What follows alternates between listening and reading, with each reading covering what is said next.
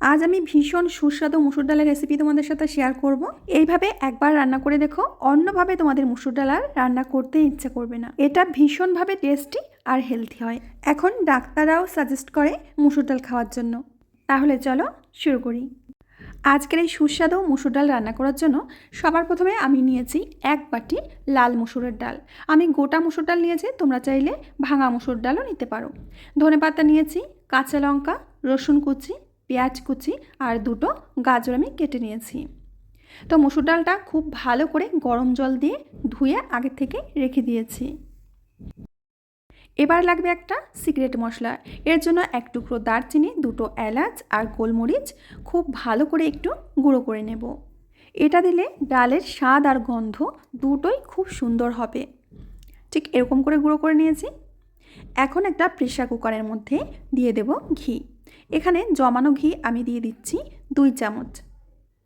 খুব তাড়াহুড়োর মধ্যে দিয়ে রেসিপিটা করেছিলাম, এর জন্য ঘিটা আর গলানোর টাইম পাইনি।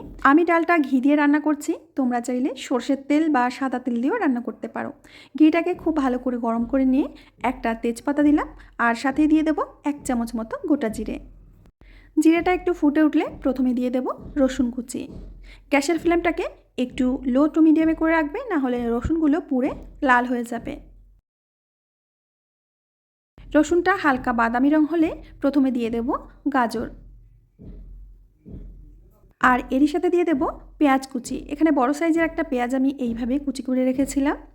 এখন পেঁয়াজ আর গাজরটাকে হালকা করে ভেজে নিতে হবে। যতক্ষণ না গাজর পেঁয়াজটা নরম হয়ে যাচ্ছে ততক্ষণ ভাজতে হবে, তবে ভেজে লাল করার দরকার নেই। কাল পৌষ সংক্রান্তি, আজ বাড়িতে অনেক কাজ, চালকোটা আছে, পিঠে বানানো আছে, তার মধ্যে দিয়ে রেসিপিটা করছি। বন্ধুরা, রেসিপিটা ভালো লাগলে অবশ্যই লাইক কমেন্ট শেয়ার করবে কিন্তু। এখানে কেটে রাখা লঙ্কাটা দিয়ে দিলাম আর দিয়ে দিচ্ছি হিং। খুব ভালো করে আবারও মিশিয়ে নেব। ডালটা আমি ঠিক যেভাবে রান্না করছি তোমরা ঠিক এইভাবেই রান্না করবে, দেখবে যে কতটা সুস্বাদু হয়। এদিকে গাজরটা আমি ভেজে নিয়েছি, অনেকটাই কিন্তু নরম হয়ে গেছে। এখন ধুয়ে রাখা ডালগুলো দিয়ে দেব। এখানে ডালটা যদি গরম জল দিয়ে ধুয়ে নাও তো দেখবে যে সাথে সাথেই ডালটা কিন্তু অনেকটাই ভিজে যায় আর ফুলে ওঠে, তাহলে আর ভিজিয়ে রাখার দরকার হয় না। কিছুটা ডাল আমি রেখে দিয়েছি বড়া বানানোর জন্য। এখানে ডালটাকে খুব ভালো করে একটু কষে নিতে হবে। মোটামুটি এরকম একটু ভাজা ভাজা হলে তাহলে ডালটা খেতে বেশি সুস্বাদু লাগবে। এবার দিয়ে দেব জল। এখানে আমি 1 বাটি ডাল নিয়েছিলাম, 1 বাটি ডালের জন্য আমি 2.5 বাটি জল দিয়ে দিচ্ছি। আর যদি তোমাদের ডালটা গাঢ় মনে হয় এখানে আরও একটু বেশি জল দিয়ে দিতে পারো। আমি ডালটা একটু গাঢ় গাঢ় করবো বলে এখানে 2.5 বাটি জল দিয়েছি। খুব ভালো করে মিশিয়ে নিয়েছি। এখন এর মধ্যে দিয়ে দেব পরিমাণ মতো হলুদ আর দিয়ে দেব 1 চামচ মতো লবণ, মানে লবণ যতটা লাগবে ততটাই দিতে হবে। খুব ভালো করে মিশিয়ে নেব। তোমাদের কাছে প্রেসার কুকার না থাকলে যে কোনো হাঁড়িতে বা কড়াইতে তোমরা রান্না করতে পারো। এখন প্রেসার কুকারটা আটকে দিয়ে 3টি সিটি দিয়ে নেব।